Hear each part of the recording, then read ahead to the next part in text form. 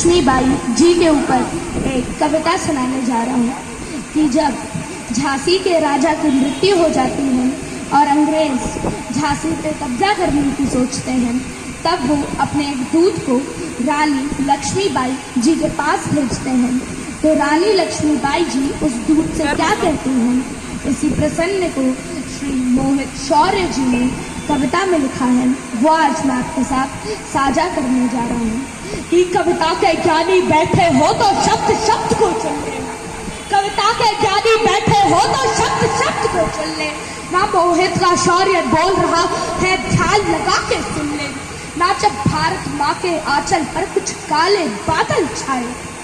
जब भारत माँ के आंचल पर कुछ काले बादल छाए थे, मौके पर घाट लगा करके गोरे छाती तक आए थे, आकर के बोले रानी से, आकर के बोले रानी से तुमको अब जाना ही हो, का हर रोज पति की यादों में तुमको रूठन गाना हो, का राजा तो स्वर्ग सिधार गए ना वारिस है कोई छाती, का जो बात हमारी ना माने उसको आदेश है फांसी, का जो बात हमारी मानोगी तो सुविधा भी दी जाएगी, जो बात हमारी मानोगी तो सुविधा भी दी जाएगी, जो कहीं और रह लोगी तो पेंशन भी दे दी जाएगी, बेहतर होगा बुंदेलखंड की सीमा के तुम पार रहो, बेहतर होगा बुंदेलखंड की सीमा के तुम पार रहो, पर छोड़ के झांसी नहीं गई, पर छोड़ के झांसी नहीं गई तो मरने को तैयार रहो, इतना सुनते ही रानी की आंखों के दो लाल, इतना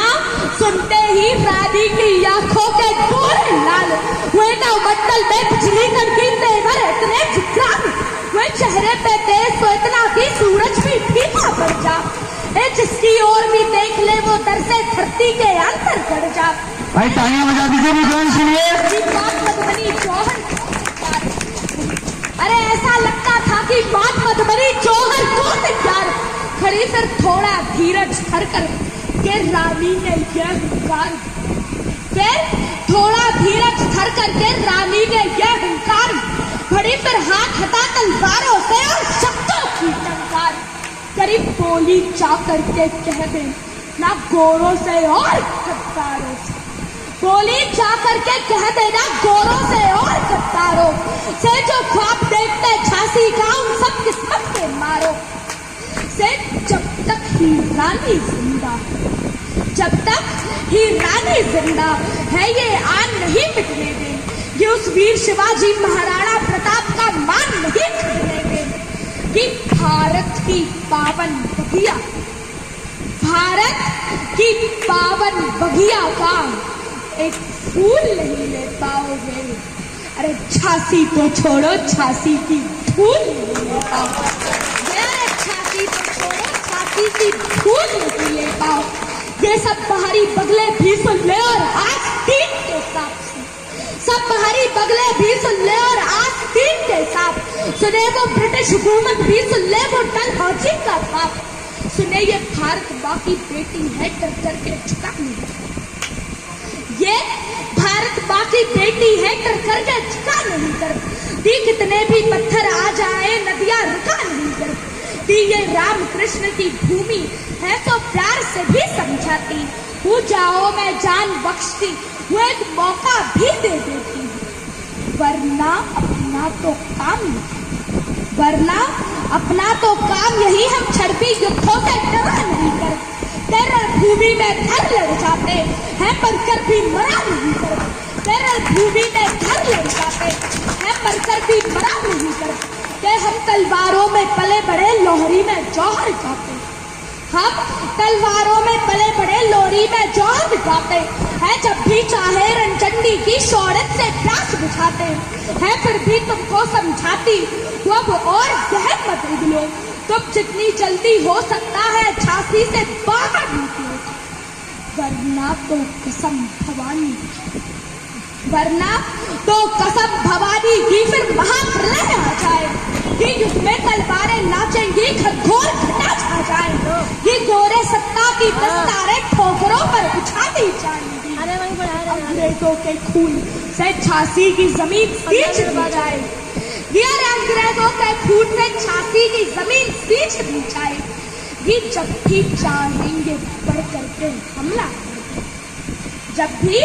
चाहेंगे बढ़ करके हमला कर दे, ये अंग्रेजों के दिल कांपेंगे पानी से पतला कर दे।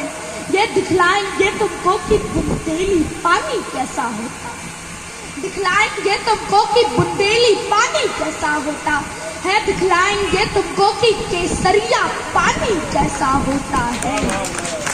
बिन सर के लड़ने वाला वो सेनानी कैसा होता है रे, बिन सर के लड़ने वाला वो सेनानी कैसा होता है। दिखलाएंगे कैसे घोड़े हाथी के सर पर चढ़ते,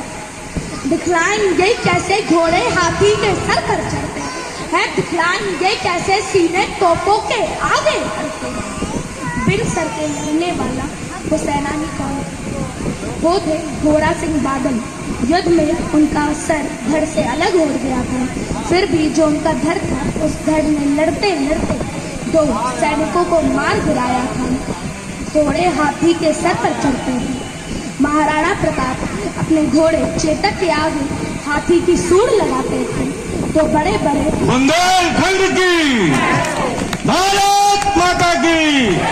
भारत माता की, तो बड़े बड़े महारथी भी चेतक को देख के घबराते थे और उसी चेतक में हाथी के सर छलांग लगा के महाराणा प्रताप ने अपनी तलवार के एक ही बार से बहलोल खान के शरीर के 2 टुकड़े कर दिए थे। सीने तोपों के आगे अड़ते हैं। हमारे वीर राजगुरु सुखदेव और भगत सिंह जी में से ही एक थे उधम सिंह। युद्ध में उनका सर कट गया, अंग्रेजों ने उन्हें तोप के आगे बांध के उड़ा दिया था और उनके शरीर के चिथड़े उड़ गए थे। तभी बिन सर के लड़ने वाला वो सेनानी कैसा होता है, दिखलाएंगे कैसे सीने तोपों के आगे अड़ते हैं, दिखलाएंगे कैसे घोड़े हाथी के सर पर चढ़ते हैं, दिखलाएंगे झांसी की रानी कैसे पड़ती है, मर्दों की छाती पर चढ़ के मर्दानी कैसे लड़ती है। अब राजा नहीं रहे तो ये मत समझो कि झांसी लावारिस, अब राजा नहीं रहे तो ये मत समझो कि झांसी लावारिस है। भारत का हर बच्चा बच्चा ही इस धरती का वारिस है। ये धरती मेरी माँ है, मैं इस मिट्टी में मिल जाऊं, ये मर भी जाऊं तो क्या होगा, पुष्पित होकर खिल जाऊं। ये इस धरती के खातिर मैं अपना सब कुछ अर्पण कर दूं, इस धरती के खातिर मैं अपना सब कुछ अर्पण कर दूं। ये इसकी रक्षा में लड़ करके सांसों का तर्पण कर दूं। ये बुंदेलखंड की ये बुंदेलखंड की ये धरती शत्रुओं से अगवा ना होगी। ये रानी चाहे विधवा हो, ये रानी चाहे विधवा हो, पर झांसी विधवा ना होगी। आगे की 2 लाइनें मैं अपने जैसे बच्चों के लिए कहना चाहता हूँ जो आगे चल के भारत का भविष्य है कि जो बलिदानों पे लिखा गया अपने इतिहास को जानो, कि जो बलिदानों पे लिखा गया अपने इतिहास को जानो। तुम ही दुनिया के गौरव हो, अपनी ताकत पहचानो। तुम की जिस पर सदियां नाच करे, कि जिस पर सदियां नाच करे वो अद्भुत किरदार करो। भारत माता के शेरों इस दुनिया के सरदार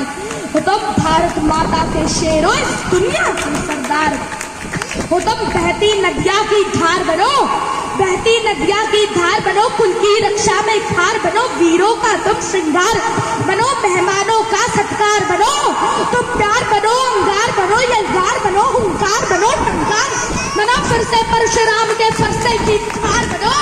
जो वक्ष फाड़ दे दुश्मन का उस महाराणा की तलवार। भाई रुद्रांश की जोरदार कविता के लिए एक बार जोरदार तालियां हो जाए।